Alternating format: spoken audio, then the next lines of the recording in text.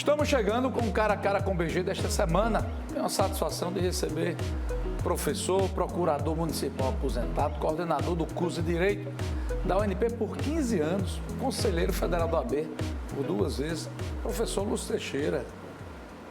Bom dia, é um prazer grande estar aqui no seu programa. Bruno, você que eu conheço de tanto tempo, conheço seu pai, Oliveira, grande figura, sempre ele vereador, eu na prefeitura me procurava muito, a gente já teve oportunidade. Ele dava trabalho. Mas ele sempre reivindicando coisas sérias, como sério ele é e competente. E de tal forma que eu estou à sua inteira disposição para responder. O senhor tem uma história de vida muito bonita, por isso que está aqui. Não só para homenagear todos aqueles que nasceram em Lages, mas que seguiram a carreira jurídica, algum momento passaram pela Procuradoria, foram seu aluno, afinal o senhor foi professor de tantos, inclusive de Carlos Alberto, o fundador dessa TV aqui. Exatamente. Professor, o senhor nasceu em Lages, vamos contar um pouco essa infância? Bom, eu nasci em Lages, nasci lá na Fazenda Juazeiro, a 6 quilômetros da cidade, do meu avô José Teixeira. Eu costumo dizer, eu nasci no dia 26/6/46, eu digo que foi às 6 horas porque não tinha relógio e nem luz elétrica, era lamparina e tal, e a parteira, graças a Deus, conseguiu estar tudo certo, e até porque também se tivesse que precisar algum recurso, algum socorro, a cidade estando a 6 quilômetros e não tinha médico residente, e o transporte mais rápido era do jumento do meu avô para chegar lá. E aí o registro colocou que era às 7 horas que eu nasci.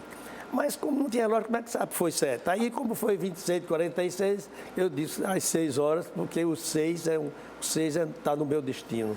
Professor, o senhor nasceu e, na verdade, o senhor não foi morar com seus pais, o senhor ficou morando com seus avós. É porque meu avô e minha avó pediram a minha mãe e meu pai para me criar, na verdade. Ele pediu para ficar criando. Mamãe disse logo que dava até os 7 anos, porque aos 7 anos eu tinha que vir para casa para estudar. Na cidade que era Lages? Na cidade que era Lages. E veja que papai era analfabeto, foi vaqueiro muito tempo, e mamãe só foi quem o ensinou a assinar o nome, depois já de casado. E depois ele foi, quando veio para a cidade, ele foi vigia da Estrada de Ferro. Ele entrou na Estrada de Ferro como vigia e depois, com bastante tempo, ele conseguiu passar para trabalho de guarda-freio, aquele que saía no trem para ligar os freios, que nesse tempo não eram, nem era ao ar, de frear, e nem elétrica, era freio mesmo manual. Papai tem até umas curiosidades, como vaqueiro, ele foi vaqueiro, muito experiente, e aí conseguia dar um remédio aos animais, que o veterinário, depois lá em Lages, quando eu ia sempre, o veterinário uma vez disse a mim: olha, seu pai é um iluminado. Disse, como assim? Eu já, muitos animais aqui que eu já desenganei, porque estão em estado terminal, procuram ele dá uma garrafada cujos componentes a medicina veterinária não consegue explicar porque o animal não morre na mesma hora. E ele escapa os animais com essas garrafadas. O senhor sabia o que era que tinha nessa garrafada? Só sei que tinha querosene, em todas elas tinha querosene, tinha umas cascas de madeiras, de vários tipos de madeiras, eu não sei, mas querosene era a maior quantidade, você veja só. Agora, ele fazia parto em cabra, em ovelha e em vaca, sem anestesia, nada, dava ponto, mesmo sem anestesia, e escapava os animais. Nunca cobrou 1 centavo por isto, e olha só, aprendeu a aplicar injeção e aplicava em adulto e criança, no músculo e na veia.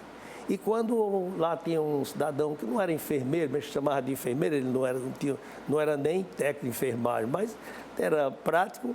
Quando não conseguia pegar as veias das pessoas, ele é que era chamado e nunca cobrou nada por isso. Mas aos 7 anos o senhor foi bater na cidade, foi morar com seus pais e sua mãe foi quem lhe educou, né? Foi. Mamãe já, aos 7 anos, aí chega lá, mamãe já me ensina carta de ABC, naquele tempo. Que era o alfabeto. Logo, rápido, eu aprendi muito rápido, eu estava ansioso já para querer estudar. E aí a cartilha, passando a carta de ABC, a cartilha, ela já pegou a cartilha, eu aprendi logo. Começou a escola, eu fui com meu irmão, que já estava no primeiro ano. Ele já tinha passado por essa fase da escola. E o senhor já foi direto para o primeiro Eu também, já né? cheguei lá, a professora Dona Esmeralda, vou fazer um teste com você para ver em que série você vai ficar, porque tinha lá primeiro, segundo e terceiro. Aí ela pegou a carta de ABC, eu li toda, primeiro, ela pegou a cartilha toda, você já ainda no primeiro ano. Já comecei no primeiro ano. E aí o senhor também já foi trabalhar também na cidade, com andar um pouquinho da idade, o senhor já foi para a mercearia? Com 11 anos eu já trabalhava em balcão e mercearia, com 11 anos. E com 14 eu já trabalhava na padaria, a única padaria da cidade, de Seu José de Oliveira Cabral, chamada DEI, uma figura extraordinária, que é quem abria a padaria todo dia às 4h30 da manhã. Eu chegava às 5, consegui chegar todas as vezes, trabalhei 3 anos nessa padaria. Não tinha relógio também, na tempo só vim comprar um já quando estava perto dos 3 anos, um usado do dono da padaria, eu comprei, mas não tinha relógio, mas eu, graças a Deus, nunca cheguei atrasado e cumpria. Você imagina, a padaria ia até às 11h30, depois o intervalo 11h30 a 1h30, aí voltava, na hora da aula ia para o grupo escolar e voltava do grupo direto para a padaria até a hora que tivesse alguém para comprar pão. Professor, o senhor foi destaque na escola, né? Agora, o que é que pegou que o senhor nunca tinha roupa para sua armadura? Pois é. O senhor lhe perseguiu a vida toda? Era o aperreio, veja só. A família, papai era um homem muito trabalhador, mas no começo ganhava muito pouco. Quando ele entrou na estrada, mesmo assim, era muito pouco salário, ele tinha que trabalhar durante o dia. Ele, como vigia, trabalhava durante o dia na agricultura. Mas mamãe sempre foi muito doente de asma, uma asma crônica que o atormentou a vida inteira. E ela passava dias e dias acamada e tomava bastante remédio. E aí ele tinha 6 filhos e não dava, então, para outras despesas que não fosse alimentação. Que não fosse alimentação. Já era muito limitado.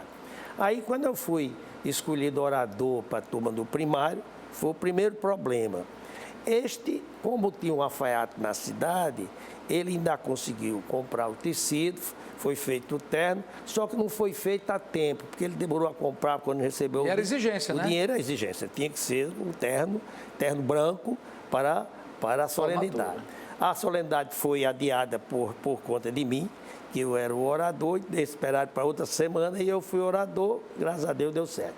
Já quando eu terminei o ginásio, teve a mesma cena, foi lá no próprio ginásio normal. Só que desta vez eu vim com mamãe a Natal e ela tinha um parentesco que a gente chama no interior, a gente diz, fulano é parente de longe. O parentesco tem longe ou perto, ou é parente ou não é. Com dona Florips, que era mãe de Dalhô Varela, que era um rapaz, naquela época, um poeta, foi um dos líderes do poeta Processo, da poesia Processo. E ele... O senhor gosta de glosa, né? Eu gosto. Foi com ele que aprendeu? Não, já foi com outra fase. Aí ele me prestou o paletó, o terno completo, eu trouxe, e com esse terno eu fui orador da turma do ginásio E parte para Natal? Quando eu vim para Natal... Que ano o senhor veio para Natal? Eu vim em 63, no dia 26, passei do 6 também, né? 26 de janeiro, um dia de sábado. E aí veio como todos aquele do interior, vem para casa de alguém, fica aí o que eu queria? Meu plano, vim para casa do estudante. Você queria vir para casa do estudante? Preparei os documentos, mas não tive prestígio nem conhecimento. Que era um sonho, né? Para conseguir. Porque passou muitas personalidades. Muita gente, e lá seria eu, que não podia pagar pensão, nem hotel, nem tal, e não tinha parente nenhum em Natal. Há coisas de Deus, eu costumo dizer. Na véspera que eu já estava pronto, com mala pronta para vir, chega lá em casa à noite uma senhora Cléa Cosme, que hoje é falecida, que era da Estrada de Ferro, da cooperativa de consumo da Estrada de Ferro, que vendia gêneros alimentícios para descontar no pagamento para os ferroviários. Ela era a gerente em Natal e transferiram para Lages, criaram uma cooperativa em Lages. Naquele tempo tinha grande movimento. Aí ela já conhecia a gente, aí ela chegou lá em casa dizendo, eu fui transferida para Lages, e enquanto eu ainda vou ver alugar casa, eu vou trazer minha mãe, vou levar tempo para me preparar para isso, já deixei certo lá lá em Natal, a casa da minha tia, para você ir morar lá, que eu fico aqui na sua casa enquanto eu me Fez uma organizo. permuta. Eu já estava tudo pronto para vir para onde era, não tinha lugar para vir, mas eu estava certo que vinha. Deus me mandou essa pessoa e eu vim direto para essa casa que eu não conhecia ninguém, fui muito bem acolhido, morei 2 anos. Morou 2 anos lá, casa. professor Lúcio. Foi. E aí o senhor foi estudar aonde aqui em Natal? Fui estudar na tradicional Escola Normal de Natal, dirigida por Dona Chicuta Nolasco Fernandes, que nesse tempo ela funcionou em vários lugares. Nesse tempo ela estava funcionando ali na Onísio Teixeira, onde hoje é Onísio Teixeira, na Praça Pedro Velho. Aliás, tem uma passagem boa com o senhor, né? O senhor arrumou logo um emprego. Foi. Depois de algum Essa E aí foi no dia que os militares ocuparam o poder. Ainda através de Dailor Varela. E falou. O senhor virou amigo dele, né? Pois é, ele já era conhecido. Porque ele era uma personalidade conhecida aqui. Era. E ele era muito ligado a Moacir de Góes, porque ele é um homem de cultura. Aí Moacir de Góes era o secretário de Educação, ele falou com Moacir. E aí tinha um complexo cultural que funcionava ali na Praça Neto Albuquerque. Era um complexo, a galeria de arte perto do Palácio do Governo, para exposição. Era próximo à catedral, né? Para lançamento de livros, para exposições, e havia muitas. Tinha logo próximo à galeria de arte, tinha o coreto para as bandas de música se apresentar. Lá no centro da praça tinha a Biblioteca Pública Municipal, embaixo, e em cima chamava a concha acústica, que era aquela estrutura de ferro que tinha lá. Estrutura para o pessoal fazer a apresentação, e era muito bem frequentada a praça com esse complexo. Eu ia, então, no turno da noite, ser o coordenador desse complexo, para começar a trabalhar. Como estava no fim do mês, ele começou a trabalhar, ficou certo ser no dia 1º de abril. Nós fizemos a excursão ao final do curso de Direito, estivemos com o Djalma Maranhão lá no exílio. Eu disse isso a ele, que ele ia começar a trabalhar no dia ele disse, nesse dia iam várias pessoas começar a trabalhar, porque eu tinha deixado todos para o dia 1º, que era para começar o início do mês. Depois eu seria um dos que ia trabalhar. Eu cheguei na praça muito cedo, era para ser às 18 horas chegar, eu cheguei muito antes. A ansiedade do primeiro emprego formal, porque eu até então estava ensinando particular na casa de quem podia pagar. O senhor deu muitas aulas particulares, alunos do Marista, de escolas particulares da época, né? Exatamente. E aí chego na praça, a praça já tomada pelo Exército, pessoal armado de fuzil, e aí as cordas de isolamento, e eu não tive como adentrar nem ao local. Sem nem saber o que estava acontecendo. Para um adolescente ainda, já no 2º grau ainda, não tinha informações que se tem hoje, nem acompanhava, eu não sabia. O que eu soube mesmo e a minha mente passou muito forte foi a perda do primeiro emprego formal na cidade. Foi um dos primeiros perseguidos. Aí eu digo, eu fui o primeiro perseguido pela Revolução. Exatamente. O senhor, naquela época, aliás, o senhor também foi para uma peça de Ariano Suassuna, né? Pronto. Roberto Maranhão, em 64. Naquele dia, 63. Naquele dia que eu cheguei na casa e fui muito bem acolhido, Dúbel Cosme, que hoje é grande meu amigo. Foi desembargador, inclusive. É o desembargador aposentado. E Dúbel morava na mesma casa, que era tia dele, a pessoa. Na garagem da casa ficou eu e ele, a rede dele e a minha. E aí, na época, ele só veio comprar carro depois, ele tinha uma Lambreta, depois uma Vespa, depois uma Ford 29, depois um Jeep, até que comprou outros carros. E aí, ele me chamou logo no primeiro dia, vamos comigo ao Teatro Alberto Maranhão. Aí fui com ele na garupa da Lambreta, assisti a peça de Ariano Suassuna. Já pegou Ariano Suassuna? Já peguei, olha, foi uma coisa, um presente. Deus está presente no senhor desde que o senhor nasceu. Graças a Deus. Nasceu num recanto onde o vento faz a curva, sem nenhuma assistência médica, sem luz, uma parteira, e tudo deu certo até hoje. Tudo deu certo. Vamos fazer o seguinte, tem muita história bonita aí. Graças a Deus. Vamos chamar o intervalo, a gente volta rapidinho.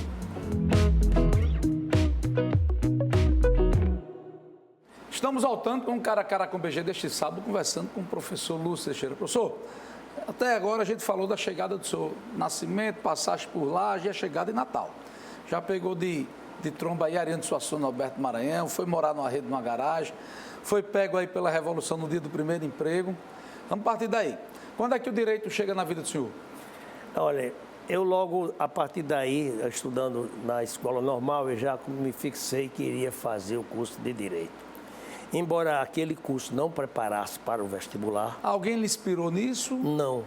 Eu próprio comecei a gostar, ver ninguém da família, nenhum conhecido amigo que fosse da área do direito. E eu, então, já comecei a achar que seria a minha intuição me dizia que aqui seria a minha profissão.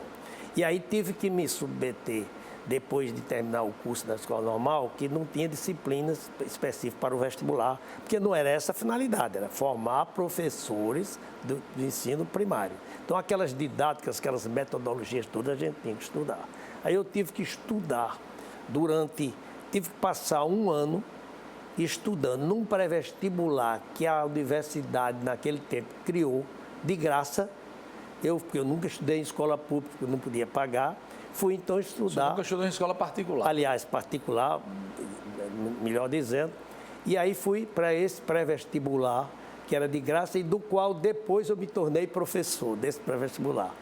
E lá me preparei durante um ano e aí fiz o vestibular. E passou de primeira? Passei para direito da primeira. Aliás, naquele tempo não era unificado, eu passei primeiro para letras, que foi antes do vestibular. Quando foi fazer direito, já estava com a cabeça raspada, com aquelas boinas que naquele tempo se usava, e para fazer o de direito. Graças a Deus passei no O senhor também teve problema com a roupa aqui, né? Na escola? Tive. Na escola foi Aliás, o senhor usava, exigiram o sapato porque o senhor usava... O sapato foi lá em Lages. Lá em Lages, quando eu estava no primeiro ano do ginásio normal, aí um dia, na sexta-feira, dona Plácida Martins, a diretora, me chamou na direção. Eu fui tenso, que ser chamado na direção, menino tímido lá do interior, né? Aí ela disse, olha, é o seguinte, o juiz da cidade, que por sinal depois foi meu professor, ele disse que, sugeriu que eu não devia permitir que ninguém entrasse, senão de sapatos, no ginásio. E eu quero lhe dizer que a partir de segunda-feira você só entra se for sapato. Eu dei o percata, já meio velho. Deu o percata usado. Era. Aí, pronto, eu fui para casa, dei essa notícia, para mim foi o fim de semana mais longo, porque somente na segunda-feira, já por volta de quase 18 horas, eu contava as horas, chega papai em casa com o par de sapato, tinha comprado, dividido em 3 pagamentos, para que eu pudesse ir para a aula. Eu calcei, na maior felicidade, saí para a aula. Voltando para Natal, o senhor passa no vestibular. Já era casado? Não, eu só casei depois de formado em Direito. Não é? Eu me formei em 71, me casei em 73, depois de comprar uma casa no Mirassol, depois de comprar um móvel. Naquele tempo, conjunto Mirassol. Naquele tempo, a minha geração não casava assim, se não fosse... Não podia dizer que ia casar para os pais sustentar, porque ele não tinha com que sustentar. Já tinha tudo uma formalidade, né?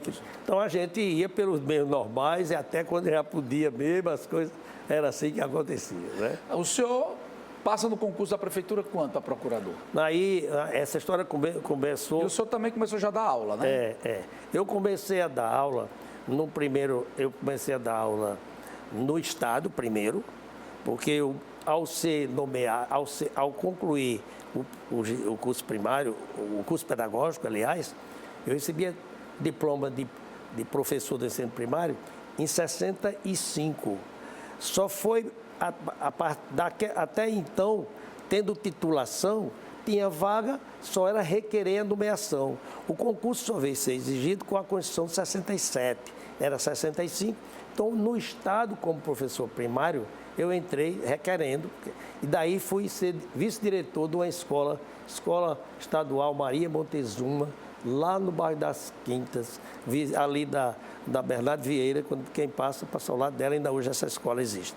Então eu fui trabalhar lá e depois eu comecei a ensinar em colégios particulares. Ensinei lá em Pademar, aí ensinei no Municipal, ainda no Baldo, né? E aí, nesse tempo, eu fiz a primeira seleção para professor para o curso de Sociologia e Política, que era da Fundação Zé Augusto. Tinha o curso de jornalismo e de Sociologia mantido pela Fundação Zé Augusto. O senhor também fez Ciências Políticas, não fez? Fiz Ciência Política, aí Não, na verdade, naquele tempo, o curso de Direito era bacharel em Ciências Jurídicas e Sociais, porque nesse tempo não tinha Sociologia. Sociologia só veio ser criada depois. Agora, eu fui professor de Ciências Políticas já lá no curso de Sociologia, por seleção, e aí depois, quando o curso, eu tive a intuição, esse curso o Estado não vai conseguir manter. Vai se acabar e o caminho vai ser ir para a Universidade Federal. O que é que ocorre? O Estado não pôde, aí fez um convênio, a universidade recebeu os alunos e recebeu os professores, num primeiro momento, como colaboradores, até que fizesse o concurso. Aí, quando eu fiz o concurso, já fiz para assistente, já entrei na Universidade Federal como professor assistente. E aí, onde é que chega... No município, eu era consultor técnico. Era consultor técnico. Aí, de consultor técnico, eu fui alçado à condição de procurador. E onde é que aparece sua ligação com Marcos César Formiga? Eu estava... Aliás, o ex-prefeito Marcos Formiga, por todos os professores que passaram, entrevista que a gente fez durante a... é considerado talvez o aluno mais brilhante que todos falam. Grande figura, grande administrador, jeito muito competente, fez um grande trabalho em Natal. Marcos Formiga foi o seguinte, eu estava lá na Universidade Federal, diretor do Centro de Ciências Humanas, Letras e Artes, integrando inclusive a lista sexta de reitor para a sucessão de Diógenes, na que saiu Genibaldo reitor. E aí Formiga, prefeito, nomeado prefeito, aprovado pela Assembleia, me telefona chamando lá e me convida para ser secretário. O senhor foi secretário de administração? De educação. De educação. Sim, mas antes, com o Vauban, eu fui secretário da administração, chefe do gabinete civil, também da prefeitura. Então o senhor entrou na prefeitura do secretário através do ex-prefeito Vauban? De Vauban, que foi quem me chamou na véspera de... O senhor tinha amizade com ele? Não tinha. Ele recebeu a indicação do meu nome para ser secretário de Educação, porque eu já comecei a trabalhar em Educação, no departamento pessoal, no governo Cortez. Cortez foi meu professor da faculdade e eu comecei lá. Aí, com essa vinculação com a Educação, indicaram para Vauban meu nome para ser secretário de Educação. Como ele não pôde me nomear para Educação, porque o doutor Tarcísio pediu para nomear Maria Gomes, grande figura, que era de Mossoró, e foi reitora de Mossoró, a primeira reitora. E aí ele nomeou. Na véspera dele anunciar o secretariado, ele me chama e disse, olha, eu quero lhe convidar para você ser secretário da administração. Isso da administração? Mudou. Sim, ele disse. Eu disse, quem vai ser da educação? Ele disse, Maria Gomes, lá de Mossoró. Aí eu disse, o senhor me dá quanto tempo para eu pensar e lhe dar a resposta? Ele disse, eu quero agora que eu vou anunciar amanhã às 8 horas da manhã, isso era já 5, 6 horas da tarde. Ele disse, eu quero anunciar amanhã de manhã já para a imprensa. Aí eu parei assim, eu disse, a administração é um órgão meio, que a gente tem que prover os meios para os outros atingir os fins. Quando a gente não provém os meios, os outros dizem que foi porque a gente não fez, que eles não chegaram aos fins. Quando a gente chega, eles inauguram, mas não se lembra da gente que foi. Né? Então é um caso assim, mas se o senhor me der todo o apoio, eu topo o desafio. Na mesma hora, sem consultar ninguém, nem a mulher, nem filho, nem ninguém, nem nada. E aí, secretário de Vauban e depois vira secretário de Marcos Formiga. Aí de Vauban fui secretário de administração 3 anos e depois um do gabinete civil. Com Marcos Formiga fui de educação e com Vilma fui procurador-geral ainda 11 meses. No governo da ex-prefeita Vilma, né? E aí como é que o senhor entra na UNP e passa 15 anos sendo coordenador do curso de Direito? Aí é o seguinte, quando eu me aposentei da Universidade Federal, por conta da ameaça de perder os direitos que a gente tinha do tempo de Collor, eu me aposentei e aí fiquei um tempo aí na UNP, que tinha criado o curso de Direito, estava ainda no primeiro ano de funcionamento. Aliás, no primeiro ano, no 5º ano de funcionamento, não tinha saído nenhuma turma, eram 2 turmas por ano. Então eu fui chamado lá, indicado para o professor Misael, que era meu colega de turma, que era o diretor-geral, naquele tempo ainda não era universidade, era Unipec, a faculdade. Aí me chamou e fez um convite, levou para o professor Paulo. Aí o professor Paulo, claro, você querendo... Passou 15 anos? Aí eu passei 15 anos. Depois de 15 anos, ainda fiquei como sendo diretor da Escola do Direito, porque criaram as escolas, em vez de ser centros como na Universidade Federal, Centro de Ciências da Saúde, Ciências Humanas, etc., lá criaram escola da saúde, escola do direito, escola... Seus filhos todos foram também para o direito, Foram para lá. Aí eu fui diretor da escola e acabei passando ainda 23 anos na UNP. Saí este ano, em fevereiro, foi que eu deixei uma assessoria, mas a direção do curso eu deixei já. Só e o Alecrim Futebol Clube entra onde na vida do senhor? Eu cheguei em Natal em 63, o Alecrim era o grande campeão. Foi bicampeão depois. Timaço, grande. Então eu peguei aquela influência e gostei do Alecrim, que é um time que não tem rejeição. Quem não é a favor nunca quer contra, não é o Alecrim? Eu brinco, eu digo até hoje que ele está cuidando, porque só ele tem comércio, ele está cuidando do comércio para depois voltar o tempo todo, né? E as glosas? As glosas eu sempre gostei de fazer glosas. Aliás, faça uma com BG aí. Poesia. Mas você sabe uma glosa com BG. Mas não é a glosa, não é feita na hora, não é? Mas deixa eu já que estamos fazendo poesia, nas minhas memórias vão sair várias. O senhor vai lançar um livro esse ano, agora em 2020, vai lançar um livro, né? Vou. Eu acho que deve ser em abril. Ele está pronto, mas para aí acho que deve ser em abril. Na verdade, tem memórias e tem poesias, algumas minhas e de outros autores. Eu até diria, por exemplo,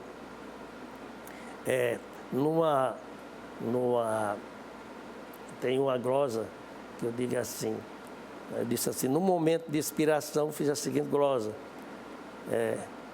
receba neste Natal um abraço de alegria. Um grande amor não faz mal, ao contrário, só faz bem. Sob os sinos de Belém, receba neste Natal um abraço sem igual, que o tempo não acaba, a luz que não se apaga, o sol de cada dia, com as mãos que você afaga, num abraço de alegria. Olha aí, professor Lúcio Teixeira. Agora, já que estamos em poesia, tem um autor que está também no livro, que é de Genário de Fátima, lá de Brasília, um grande poeta, que ele diz assim, eu gosto muito dessa... Ele disse, por que a vida é tão fugaz, tão veloz, tão passageira? A gente sofre demais por bobagem, por besteira. Tudo um dia se desfaz, mesmo que queira ou não queira. E quando olharmos para trás, lá se foi a vida inteira. Olha aí. Professor Lúcio Teixeira, figuraço, pena que o tempo é curto. O professor Lúcio teve uma vida intensa também na política da OAB, foi 2 vezes conselheiro, entrou no escritório de advocacia, um dos mais respeitados da cidade. Eu queria agradecer ao senhor, que o nosso tempo estourou. Muito obrigado, eu fico feliz e estou à disposição sempre que precisar. Você é um profissional exitoso, porque é eclético e sempre tem várias fontes de trabalho, eu nem diria de renda, mas mesmo de trabalho e em consequência de renda. A gente se vira nos 30. Por isso que é um profissional exitoso e eu quero parabenizá-lo por esse e dizer que eu sou assíduo também do RN. Bom dia, RN, né? Eu sempre estou ouvindo. Gente, a gente vai ficando por aqui. Muito obrigado, professor Lúcio. Voltamos sábado que vem com Cara a Cara com BG.